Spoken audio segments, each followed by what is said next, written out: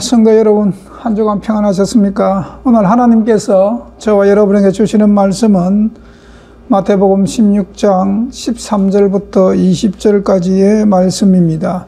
제가 봉독합니다. 함께 보시죠. 예수께서 가이사라 빌립보 지방에 이르러 제자들에게 물어 가라사대 사람들이 인자를 누구라 하느냐? 가로되 들어는 침례 요한, 들어는 엘리야야, 들어는 어떤 이는 예레미야 선지자 중 하나이다. 가라사대 너희는 나를 누구라 하느냐? 시몬 베드로가 대답하여 가로되 주는 그리스도시요 살아계신 하나님의 아들이시니이다. 예수께서 대답하여 가라사대 바요나 시몬아 내가 복이 있도다. 이를 내게 알게 한 이는 혈육이 아니요 하늘에 계신 내 아버지시니라. 또 내가 내게 이르노니 너는 베드로라. 내가 이 반석 위에 내 교회를 세우리니 엄부의 권세가 이기지 못하리라. 내가 천국 열쇠를 내게 주리니 내가 땅에서 무엇든지 매면 하늘에서도 매일 것이요 내가 땅에서 무엇이든지 풀면 하늘에서도 풀리리라 하시고 이에 제자들을 경계하사 자기가 그리스도인 것을 아무에게도 이르지 말라 하시니라. 아멘. 이제 예수님의 공생애가 막바지에 이르렀습니다. 지금 이 시점부터 예수님의 공생애는 얼마 남지 않았습니다. 거의 막바지에 이르렀습니다. 예수님께서 인류를 구원하기 위해서 십자가를 지셔야 하는 시간이 이제 얼마 남지 않았습니다. 이제 예수님께서 사랑하는 제자들에게 자신이 피의 침례인 십자가를 지고 힘없이 죽어야 한다는 사실을 이제 제자들에게 알려야 되는 그 순간이 거의 다가오고 있다는 겁니다. 즉, 제자들은 자기들의 스승께서 원수의 손에 넘겨서 갈보리 십자가에서 그 십자가에 달려서 피와 물을 다 쏟고 육체가 죽는 것을 보아야 하는 시간이 다 되었습니다. 이전까지만 하더라도 제자들은 예수가 다윗의 자손의 후손으로서 이스라엘이라는 나라를 회복해 주기를 간절히 바랬습니다. 왕권 킹십을 가지고 로마의 속박으로부터 이스라엘을 독립시켜 줄 왕으로 모시기를 간절히 바랬습니다. 그러나 제자들의 어도와 군중들의 생각과는 전혀 관계없이 예수님의 사역은 구약 성경에 기록된 대로 그 사역이 진행됐고 이제는 그 사역의 막바지에 이르러서 이제 힘없이 제자들이 보는 눈앞에서 십자가에 매달려 돌아가야 될 그 사건이 임박해 오고 있었기 때문에 제자들에게 그 사실을 알려야 하는 그런 시점에 이르렀습니다. 제자들이 그 받을 충격이 굉장히 크겠죠. 그래서 예수님께서 이 제자들에게 위로도 해줄 겸 내가 앞으로 이런 일이 있을 것이라는 것을 이제 알게끔 하기 위해서 조용한 시간을 이제 갖기를 원했습니다. 그래서 제자들이 예수님께서 십자가에 달려 돌아가실 때에 제자들이 받을 상처를 최소한 하고 제자들에게 소망의 위로를 주기 위해서 이제 조용한 시간을 갖기를 원했습니다. 그런데 오늘 지방에 여기 보니까 예수님께서 들어간 지방이 가이사라 빌립보라는 지방에 들어갔습니다. 아니 예수님께서 제자들에게 자기가 십자가에 달려 돌아가는 이 사건을 설명해 주면서 용기를 잃지 말고 또 그 사건으로 말미암아 구약 성경에 기록된 그 많은 메시아에 대한 그런 예언들의 성취라는 이런 부분들을 이야기하면서 위로해 주기를 원했는데 예루살렘 땅도 아니고 유대 땅도 아니고 가이사라 빌립보 지방에 가서 예수님께서 오늘 말씀을 전하고 있는 겁니다. 제자들하고 말씀을 나누고 있습니다. 가이사라 빌립보라는 지방은 이방인 지역입니다. 이방 종교가 흥행했던 지역입니다. 다시 말씀드리면 우상 숭배가 만연한 지역에서 지금 제자들과 지금 예수님께서 대화를 나누고 있는 겁니다. 왜 하필이면 예루살렘도 아니고 유대 땅도 아니고 그리고 또 사마리아도 아니고 하여 이방인 우상 숭배가 만연한 이방인을 택해가지고 이방인 지역을 택해가지고 예수님께서 제자들과 이 담소를 나누고 지금 말씀을 하는가 하는 거죠. 이 당시만 하더라도 예수님의 제자들은 특히 유대인들의 선민사상 때문에 이방인들과 상종하는 것은 금지되어 있는 법이었기 때문에 예수님께서는 지금 의도적으로 가이사 빌립보 지역에 들어오신 겁니다. 예수님이 지금 제자들과 함께 그 가이사 빌립보 지역을 바라보게 합니다. 제자들을 바라보게 하면서 지금 우상이 만연한 이방, 그 신전이 많이 들어선 이방 땅을, 그리고 하나님을 몰라서 저렇게 이방인들, 그 우상 숭배에 절하는 그 이방인들의 그 영혼을 제자들로 통해서 보게끔 합니다. 왜냐하면 예수님이 십자가에 달려 돌아가시고 난 후에는 이 복음은 예루살렘과 온 유대와 사마리아와 땅 끝까지 이르러서 이 복음이 전거되어야 되기 때문에 지금 제자들에게 땅 끝까지, 즉 이방인들에게 복음을 전해야 되는 그 사명감을 심어주기 위해서 가이사라 빌립보라는 지역을 택해서 들어오신 겁니다. 그리고 예수님께서 오늘 이 대화의 가장 중요한 핵심은 예수님이 누구신가를 제자들이 알게끔 하는 것이 오늘 지금 이 대화의 핵심입니다. 예수님께서 구약 성경에 기록한 메시아라는 사실을 제자들이 정말 알게끔 하기 위해서 오늘 이 제자들과의 대화의 시간을 갖는 겁니다. 이것은 굉장히 중요한 복음입니다. 굉장히 중요합니다. 기독교 복음의 핵심이거든요. 예수가 그리스도라는 것. 그리스도란 말은 헬라 말입니다. 헬라 말. 이 그리스도를 히브리 말로 하면 메시아입니다. 메시아.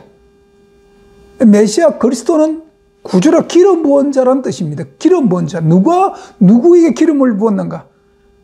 구약의 역사를 보면은 사울 왕에게 기름을 부었습니다. 다윗 왕에게 기름을 부었습니다. 왕에게 기름을 부었습니다. 다시 말씀드리면 메시아 그리스도는 왕이란 뜻입니다. 만왕의 왕입니다. 그리고 메시아란 뜻은 죄에서 우리를 구원할 구주란 뜻도 포함되어 있죠. 그래서 예수가 그리스도라는 사실을 제자들은 이때까지 받아들이지 못했습니다. 그냥 막연하게 자기가 기다리던 메시아, 성경의 구약 성경 39권에 기록되어 있던 그런 기록적인 메시아를 믿는 것이 아니라 자기들이 원하는 메시아를 받아들였습니다. 예수님을 따르던 오병이어의 기적을 체험하는 많은 군중들도 자기들이 원하는 메시아로 예수님을 추앙하기 위해서 왕으로 세우기를 원했지만 예수님은 그런 메시아를 거절했기 때문에 그들은 예수님의 곁을 떠나갔습니다. 제자들도 이때까지만 하더라도 예수께서 정말 메시아라는 이 사실을 확실하게 받아들이지 못한 상태에 있었습니다. 그래서 가이사라 빌립보 지역에 오셔서 예수님께서 이런 배경적인 그런 목적을 가지고 들어와가지고 제자들과의 대화를 나누는 겁니다. 이방 전도를 해야 된다. 너희들이 이거 사명을 가져야 된다. 그리고 내가 이제 십자가 달려 죽을 날이 멀지 않았다. 힘없이 세상 사람들이 볼 때는 너무나 나약한 모습으로 십자가에 매달려 피와 물을 다 섞고 인류의 죄를 구원하기 위해서 죽어야 된다는 이 사실을 너희가 받아들여야 된다. 그리고 바로 내가 이 세상을 구원할 메시아라는 사실을 너희들이 받아들이고 인지하고 받아들여야 된다. 이 사실을 예수님께서 지금 제자들에게 가르치기 위해서 가이사라 빌립보 지역에 오셔서 지금 말씀을 나누고 있는 오늘 13절 봅니다. 예수님께서 제자들에게 묻습니다. 사람들이 인자를 누구라 하느냐 하고 질문하고 묻지요. 사실 이 질문은 사람들이 자기들을 어떻게 받아들이느냐라고 제자들에게 물은 질문이 아닙니다. 이 질문은 제자들에게 묻는 질문이에요. 지금 예수님께서 이 질문을 통해서 자기를 따르던 3년 반 동안 자기를 따르고 있는 이 제자들이 정말 예수님을 어떻게 받아들이냐 정말 궁금하고 알고 싶었습니다. 그래서 사람들이 나를 누구라 하느냐라고 묻는 이 질문은 자기들을 버리고 간 군중들의 마음을 묻는 것이 아니라 지금 자기와 함께 있는 제자들의 심령을 묻는 질문입니다. 이 질문은 지금 너희는 나를 구약 성경에 기록된 메시아로 나를 믿느냐, 받아들이느냐, 믿느냐 하는 질문인데 왜 이런 질문을 할까요? 왜 예수님께서 이런 질문을 지금 할까요? 왜냐하면 사람들뿐만 아니라 물론 그 당시 종교 지도자들인 랍비들이나 바리새인들이나 서기관들을 예수님을 메시아로 받아들이지 않았죠. 예수님을 따라다니면서 정말 산상수훈의 천국 복음을 들은 많은 자들도, 예수님의 이적과 기적을 체험한 많은 자들도 예수님을 메시아로 받아들이지는 않았습니다. 진정 메시아를 받아들이지 않았습니다. 거지 바데메오가 눈을 뜨기 위해서 다윗의 자손 예수여 하고 부르짖으며 예수를 찾아갔을 때 그는 다윗의 자손을 믿었지요. 예. 그러나 메시아로 그분을 받아들이지는 않았습니다. 그래서 제자들도 당연히 이때까지만 하더라도 예수님을 이스라엘의 메시아로 받아들이지는 않고 있었습니다. 제자들이 믿고 싶은 메시아와 성경에 기록한 메시아는 달랐습니다. 오늘 이 시대에, 오늘 이 광경을 보면서 우리는 우리의 신앙을 점검해야 됩니다. 우리는 내가 믿고 싶은 예수를 믿는 것인가, 아니면 성경에 기록된 하나님의 뜻으로 예수를 믿는 것인가를 점검해 봐야 됩니다. 제자들도, 그 당시 군중들도, 많은 당시 종교 지도자들도 메시아를 기다렸지만 성경에 기록된 메시아를 기다린 것이 아니라 자기들이 원하는 것을 이루어주는 메시아를 기다렸습니다. 오늘날도 많은 기독교인들이 예수를 믿는데 내가 원하는 것을 이루어지는 예수를 믿기를 간절히 사모하고 기도하고 부르짖습니다. 그리고 그런 메시아를 전하는 교회가 너무나 이 시대에 많다는 것입니다. 오늘 이 시대가 기독교가 성경대로 하나님을 믿는 것이 아니라 자기가 하나님을 믿고 싶은 대로 믿는 것이랑 똑같죠. 이 지금 배경이. 지금 이 제자들과 그 예수님을 떠나간 군중들의 믿음이 지금 이 시대의 현 기독교를 보는 거하고 똑같은 장면들이죠. 그런데 14절에 이제 봅니다. 14절. 가로되 더러는 침례 요한, 더러는 엘리야, 어떤 이는 예레미야나 선지자 중 하나이다. 자, 예수님 당시에 오병이어의 사건, 또 4,000명을 먹인 사건들을 경험하면서 군중들은 예수님께서 자기들이 필요한 것을 채워주는 분위기로, 그런 분으로 이제 받아들였기 때문에 이 예수님을 자기의 왕으로 삼으려고 했습니다. 정작 그들은 예수님을 메시아로 받아들이지 않고 왕으로 받아들이기를 원했습니다. 그들에게는 예수님은 메시아가 아니었습니다. 그냥 구약시대에 그냥 이름 있는 선지자 중 한 분처럼 그렇게 받아들일 뿐입니다.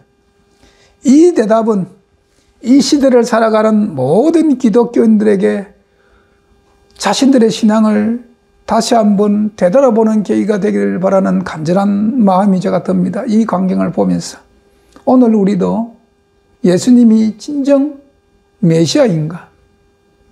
오늘 많은 기독교인들이 정말 예수님을 그들 심령 속에 진정 그리스도로 받아들이고 있는가 하는 겁니다. 예.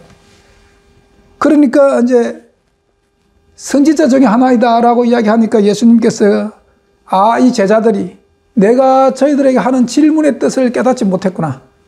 아직까지 내가 너희는 나를 누구라 하느냐 이 질문을 하기 전에 사람들은 나를 누구라 하느냐 질문을 던진 이유를 아직까지 제자들이 깨닫지 못하는 것을 예수님께서 알고 예수님께서 15절에 뭐라고 합니까? 가라사대 너희는 나를 누구라 하느냐 이렇게 질문을 합니다.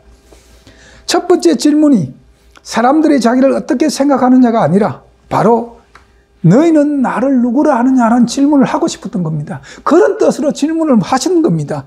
그 질문의 의도를 제자들이 알아듣지 못하니까 예수님께서 이젠 직접적으로 그럼 너희는 나를 누구라 하느냐라고 질문합니다.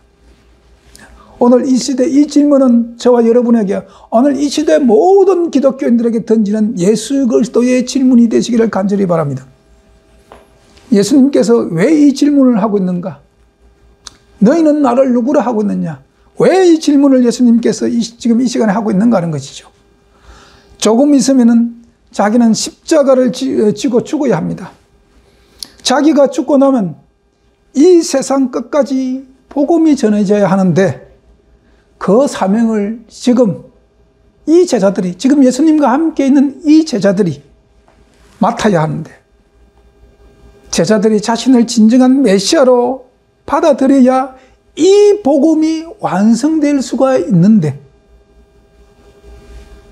지금 제자들이 정말 그런 믿음을, 정말 예수 그리스도를 메시아로 받아들이는가, 이 질문을, 이 대답을, 이 질문과 함께 지금 예수님께서 그렇습니다. 예수, 당신이 바로 그리스도입니다. 이 대답을 간절히 기다리는 마음으로 이 질문을 하고 있거든요. 예. 왜? 예수가 메시아라는 사실이 기독교 믿음의 기본입니다. 우리 기독교 믿음의 근본이에요. 여기서부터 기독교 믿음은 시작되는 겁니다. 그런데 이 기초, 이 믿음이 세워지지 않으면은 제자들이 그 사명을 감당할 수가 없기 때문에 지금 예수님께서 지금 질문을 통해서 지금 그것을 끌어내려고 합니다. 제자들 심령 속에, 지금까지 예수께서는 제자들 심령 속에 메시아가 아닐지언정 지금부터라도 예수 그리스도가 그 제자들 심령 속에 메시아로 자리 잡기를 간절히 바라는 심령으로 지금 예수님께서 지금 이 질문을 던지고 있는 것입니다. 그래서 이것은 매우 중요한 질문이고, 이 질문은 지금 이 시대 우리를 향한 질문이고, 이 질문은 기독교 복음의 핵심입니다. 기독교 복음의 핵심입니다. 기독교가 전해야 될 복음의 핵심은 예수는 그리스도라는 사실입니다. 이걸 전해야 하는 겁니다. 자, 우리가 사도행전 18장 28절 말씀 봅니다. 이는 성경으로서 예수는 그리스도라고 전가하여 공중 앞에서 유력한 유대인들의 말을 이기미리라, 이렇게 기록됐습니다. 예수님께서 그리스도, 즉 메시아라는 것을 전하는 것이 기독교입니다. 이것이 기독교 복음입니다.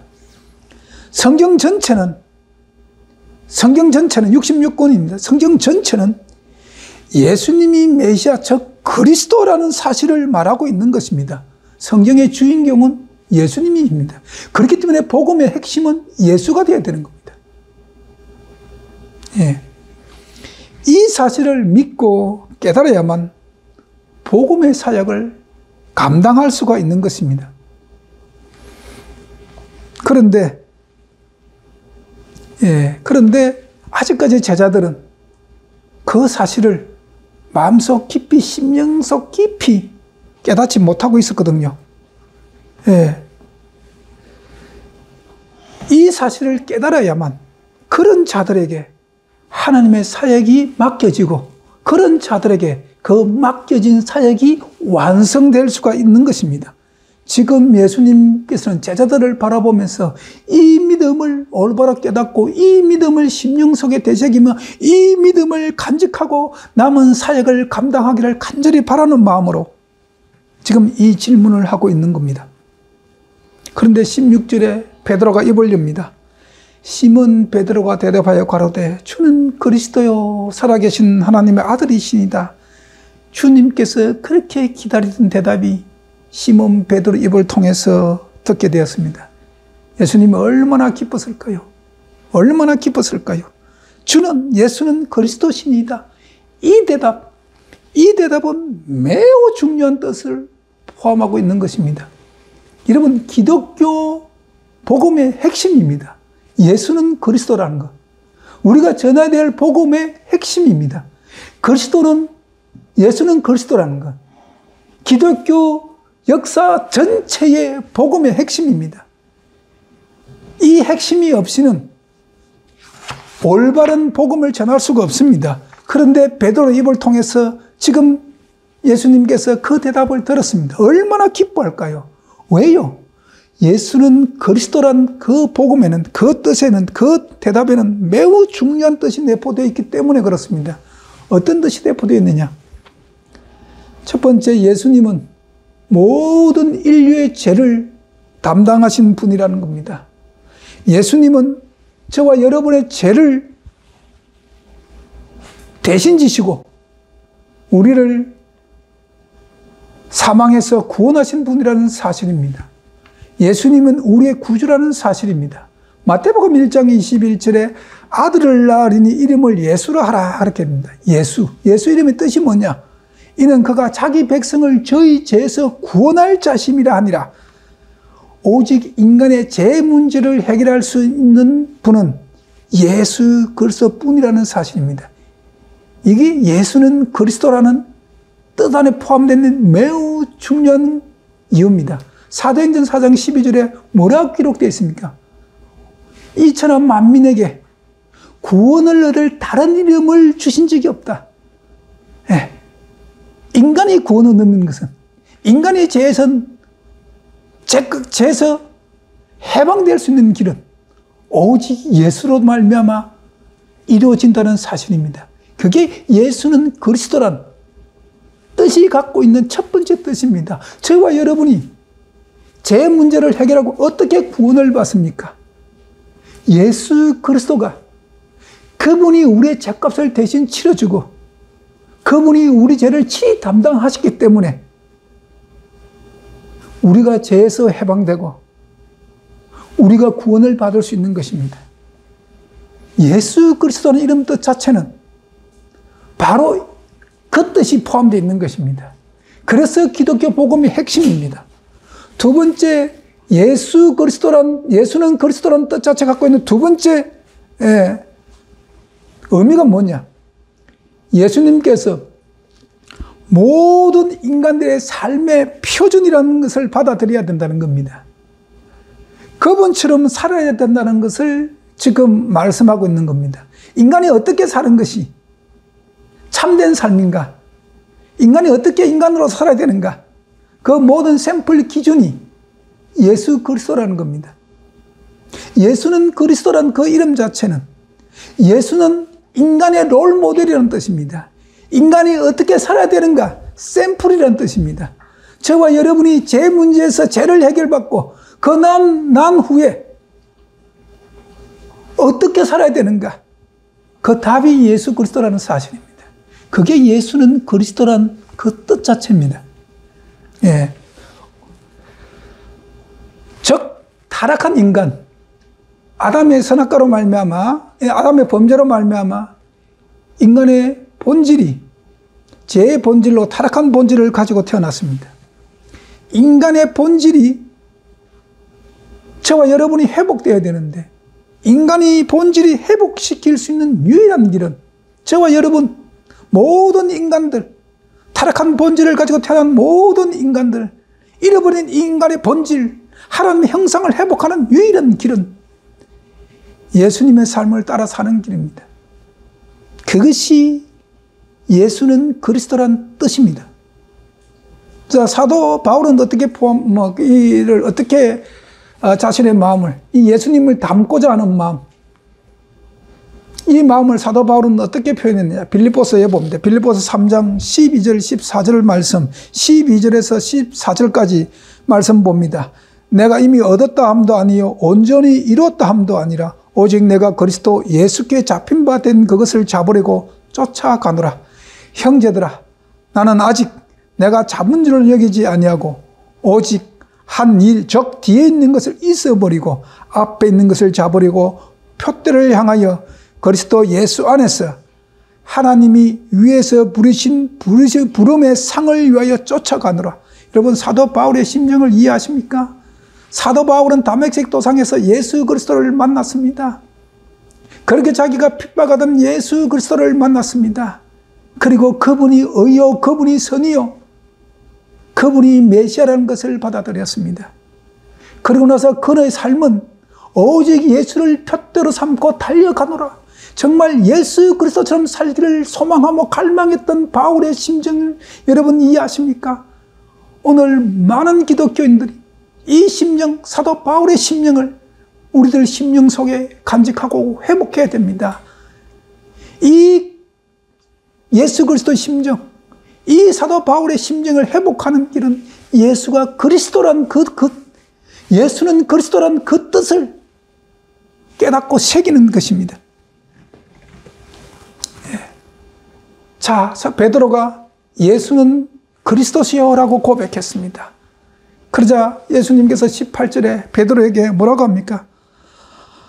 또 내가 내게 이르노니 너는 베드로라. 내가 이 반석 위에 내 교회를 세우리니 엄부의 권세가 이기지 못하리라. 그러는데 베드로라는 말은 돌이란 뜻입니다. 구르는 돌이란 뜻입니다. 오늘 이 본문, 지금 18절 한 절의 본문을 잘못 이해하면 베드로가 마치 교회의 터가 되는 반석으로 생각할 수가 있지만 아닙니다. 이 베드로가 교회의 터요 반석으로 생각하는 교회가 천주교회죠. 천주교회. 예. 그래서 천주교회 제 첫 번째 교황이 누굽니까? 베드로죠. 예. 예. 그렇게 자리 잡고 있는 겁니다. 이게 잘못 이해한 겁니다. 예. 여기 보면 후반부에 보면 교회는 엄부의 권세가 이기지 못한다고 기록되어 있는데 베드로는 엄부의 권세에 졌습니다. 베드로는 닭 울기 전에 예수님을 3번이나 부인했습니다. 엄부의 권세가 졌습니다. 그렇기 때문에 이 반석은 베드로를 이야기하는 것이 아닙니다. 이 반석은. 자, 그럼 이 반석은 누구신가? 이사야서 구약의 28장 16절에 보면 그러므로 주 여호와가 가라사대 보라 내가 한 돌을 시온에 두어 기초를 삼았노니 곧 시험한 돌이요 귀하고 견고한 기초돌이라. 시온에 한 돌을 시온의 기초로 둔다고 이사야는 기록하고 있습니다. 그럼 사도 바울은 이 반석을 누구라고 하느냐? 고린도전서 3장 11절에 이렇게 말씀하고 있습니다. 이 닦아둔 것 외에 능히 다른 틀을 닦아둘 자가 없으니 이 터는 곧 예수 그리스도라. 교회의 터는, 그렇기 때문에 이 반석 위에 하나님께서 내 교회를 세웠는데 이 반석은 바로 예수 그리스도인 것입니다. 교회의 기초터는 예수 그리스도 위에 세워져야 합니다. 그래야 엄부의 권세가 이기지 못한다는 것입니다. 반석이신 예수님을 위해 교회가 세워졌다는 의미는 바로 예수는 그리스도라는 그 사실입니다. 예수가 그리스도라는 사실이 바로 교회의 기초가 되는 겁니다. 교회의 터가 되는 겁니다. 우리가 일반적으로 생각할 때 교회 그러면은 지역교회를 이야기합니다. 지역교회. 그러나 좀 더 작은 교회의 개념을 좀 더 작은 개념으로 교회를 바라보면은 가정교회입니다. 가정교회. 더 작은 교회 개념으로 바라보면 각자가 우리가 하나님의 교회입니다. 우리가 하나님의 성전이요. 우리가 하나님의 교회입니다. 이런 각자의 교회가 모여서 가정교회를 이루고 가정교회가 모여서 지역교회를 이루는 것입니다. 각자의 교회가, 우리 개인의 교회가 이 반석이신 예수 그리스도 위에 세워지면 가정교회도 예수 그리스도 위에 세워지는 것이고 지역교회도 예수 그리스도 위에 세워지는 것입니다. 예. 그래서 교회는 예수 그리스도의 터 위에 세워져야만 진정한 하나님 원하는 교회입니다. 그러면 예수 그리스도가 교회의 터가 된다는 뜻은 예수가 그리스도라는 사실에서 시작된다는 것입니다. 이 진리 안에서 세워진 교회여야만이 엄부의 권세가 이기지 못한다고 성경은 분명히 이야기하고 있습니다. 저와 여러분이 엄부의 권세를 이길 수 있는 유일한 길은 예수가 그리스도라는 사실을 매일매일 우리 심령 속에 각인시키면서 반복하고 되새김질하는 것입니다. 그래야 엄부의 권세가 우리를 해하지 못합니다. 우리를 이길 수가 없는 겁니다. 저와 여러분은 이 믿음 없을 때는 우리는 사탄의 밥이 되는 겁니다. 우리는 음부의 권세를 이길 힘이 없습니다. 그러나 예수가 그리스도라는 이 믿음이 우리 심령의 공곡에 서 있을 때에 음부의 권세가 우리를 이기지 못합니다. 이런 교회에 오늘 예수께서 능력을 줍니다. 교회에 주는 능력이 뭐냐? 첫 번째, 음부의 권세를 이기지 못한다는 것입니다. 음부의 권세는요, 이미 십자가에서 예수님께 패했습니다. 예수님께서 저와 여러분을 구원하기 위해서, 온 인류를 죄에서 구원하기 위해서 피의 침례를 받았지요. 피의 침례, 십자가에서 피를 흘렸습니다. 예, 이 피의 침례를 통해서 인류를 구원했습니다. 그 예수님께서 교회의 반석이신데 음부의 권세가 어떻게 교회를 이기겠습니까? 이길 수가 없는 겁니다. 그래서 요한복음 16장 33절에 예수께서 친히 제자들에게 말씀하셨습니다. 이것을 너희에게 이름은 너희로 내 안에서 평안을 누리게 함이라. 세상에서 너희가 환난을 당하나 담대하라. 내가 이 세상을 이겼노라. 여기서 이 세상은 음부의 권세가 똑같은 말입니다. 예. 우리가 예수는 그리스도라는 이 믿음의 반석 위에 설 때에, 이 믿음의 기초 위에 섰을 때에 우리는 예수 안에서 평안을 누릴 수가 있는 겁니다. 너희가 내 안에서 평안을 누리게 하려 함이라. 저와 여러분이 평안을 누릴 수 있는 유일한 길은 예수가 나의 구주, 나의 메시아라는 사실을 잊어버리지 않고 매일매일 되새김질하면서 나의 모든 주인, 나의 모든 삶이 예수 그리스도를 향한 삶이라는 것을 고백할 때에 예수께서 우리를 지키고 보호하는 가운데 예수께서 주시는 참 평안을 저와 여러분이 누릴 수 있다는 사실입니다. 그리고 그 참 평안은 절대의 음부의 권세가 그 평안을 빼앗아가지 못한다는 것입니다. 이미 예수는 이겼습니다. 우리 안에 예수의 평안이 있을 때 어떻게 음부의 권세가 우리가 누리는 이 평안을 빼앗아 갈 수 있겠습니까? 여러분들이 삶 속에서, 오늘 많은 기독교인 삶 속에서 여러분들이 평안을 가지고 있지 못했다는 것은 예수에 대한 확실한 확고한 믿음이 부족하기 때문에 그렇습니다. 우리는 예수는 그리스도라는 이 사실 하나로 음부의 권세를 이길 수 있는 권한을 갖고 있는 겁니다. 이 믿음이 확고할 때에 예수 안에서 누리는 평안도 마귀가 마귀가 우리에게 누리는 이 평안을 빼앗아가지 못할 뿐만 아니라 어떤 해도 우리에게 끼치지 못했다는 사실을 여러분 기억하셔야 합니다. 이미 예수께서 세상적 음부를 이겼습니다. 우리는 이 세상을 이기신 그분 위에 저와 여러분이 세워진 교회입니다. 때문에 우리도 능히 세상을 이길 수가 있다는 사실을 여러분 기억해야 됩니다. 그래서 교회에 주어진 첫 번째 능력이 뭐냐? 하나님으로부터 교회에 주어진 첫 번째 능력이 뭐냐? 세상을 이길 힘을 가지고 있다는 사실입니다. 저와 여러분이 세상을 이길 능력을 가지고 있다는 사실을 기억해야 됩니다. 두 번째, 교회에 주어진 능력이 뭐냐? 천국 열쇠를 주었다고 오늘 말씀하고 있습니다. 자, 19절 읽습니다. 내가 천국 열쇠를 내게 주리니 내가 땅에서 무엇든지 매면 하늘에서도 매일 것이요 내가 땅에서 무엇인지 풀면 하늘에서도 풀리리라 하시고, 천국 열쇠가 무엇입니까? 천국 열쇠가 무엇입니까? 곧 그리스도의 말씀입니다. 곧 그리스도의 말씀이 천국 열쇠입니다. 여러분, 모든 성경 말씀은 예수님의 말씀으로서 그 말씀이 여기에 포함되어 있습니다.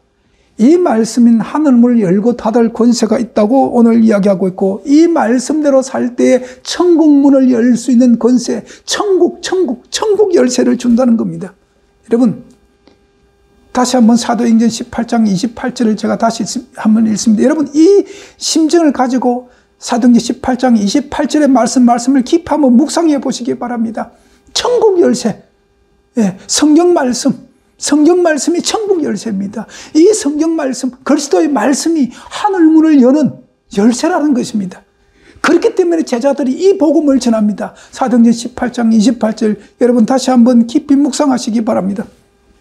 이는 성경으로서 예수는 그리스도라고 증거하여 공중 앞에서 유력하게 유대인의 말을 이기미리라. 여기서 유대인의 말이라 하는 것이 있는데 유대인의 말이 뭐냐? 성경이 아닙니다. 여기서 유대인의 말이라 것은 장로의 유전을 이야기합니다. 장로의 유전. 즉 탈무드나 미시나나 게바라 같은 그들이 갖고 있는 신학, 이 시대로 이야기하면 각 교단이 갖고 있는 신학과 교리죠. 그걸 이야기합니다. 이 말씀은 굉장히 중요한 말씀입니다. 성경으로서 유대인의 말을 이긴다. 이 말씀은 굉장히 중요한 말씀입니다. 왜냐하면 우리 신앙의 기본은 성경입니다. 예수님은 성경 안에서 증명되어야 합니다. 우리가 예수를 만날 수 있는 유일한 방법은 성경 안에서 예수를 만나야 합니다. 성경을 떠나서는 예수는 그리스도라는 것을 증명할 길이 없습니다. 그렇기 때문에 제자들이 성경으로서 예수는 그리스도라고 증거하는 겁니다. 그래서 초대교회 사도들이 이 성경을 예수는 그리스도라고 전하는 것이 초대교회 사도들의 복음의 핵심이었던 것입니다. 사도들이 이 복음의 핵심을 깨닫고 나서 그들은 그들의 목숨을 내어 걸고 담대하게 예수 그리스도의 정인의 삶을 살 수가 있었던 것입니다. 사랑하는 성도 여러분, 예수는 그리스도라는 이 복음의 핵심이 기독교 복음의 진수고 핵심입니다. 이 복음의 핵심이 여러분의 심령 속에 정말로 각인되기를 간절히 바랍니다. 예수님께서 제자들에게 듣고 싶었던 그 대답, 그렇게 듣고 싶었던 그 고백, 예수는 그리스도라는 이 고백입니다. 이 고백이 이 시대를 살아가는 모든 기독교인들에게 듣고 싶은 예수 그리스도의 고백이 되어야 합니다. 진정한 이 고백이 여러분 심령에 이루어질 때 우리는 예수 안에서 참 평안을 누릴 수가 있는 겁니다. 오늘날 기독교인들이 왜 예수 안에서 평안을 못 누리는가? 예수는 그리스도란 진정한 고백이 그들 심령 속에 없기 때문에 있습니다. 예수는 그리스도입니다. 그는 우리의 구주입니다. 그는 우리의 본질을 변화시키시는 그런 능력 있는 분이십니다.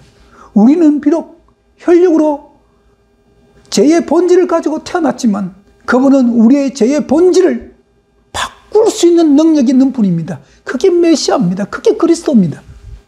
그 메시아를, 그 그리스도를 여러분 믿으셔야 합니다. 어떤 신학자가 예수를 어떻게 예수님을 어떻게 증명을 하고 어떤 증거를 하든지 간에 그건 그렇게 중요한 게 아닙니다. 성경으로서 예수는 그리스도라고 증거되는 것이 여러분과 저의 심령 속에 살아 있어야 합니다. 이것이 있으면 예수 안에 평안을 누릴 수 있습니다. 이것이 있으면 세상이 두렵지 않고 무섭지 않습니다. 이것이 있으면 고난이 여러분의 기쁨이 될 수 있습니다. 이것이 있을 때 하나님 아버지의 참 평안과 하나님 안에서 참 은혜를 누릴 수가 있는 것입니다. 이것이 기독교 복음의 핵심입니다. 오늘 베드로의 대답을 통해서 오늘 예수님께서 우리에게 원하는 그 믿음을 제시해 주고 있는 것입니다.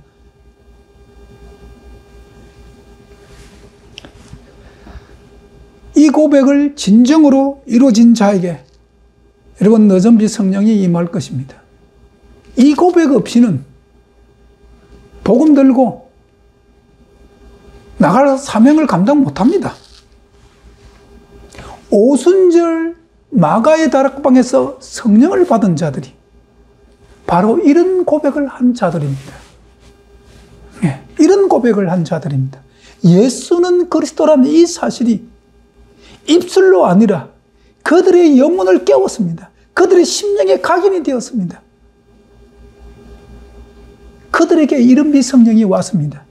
그러면 늦은비 성령도 이 시대에 예수는 그리스도라는 이 믿음, 이 하나의 믿음, 이 확고부동한 기독교의 믿음 핵심이 우리의 영혼 속에, 우리의 심령 속에 각인된 자들에게 늦은 빛 성령이 임하고, 그 늦은 빛 성령을 받은 자들이 마지막 사명, 내 백성아 바벨론에서 나오라는 그 부르짖음의 사명을 감당할 수가 있을 것입니다.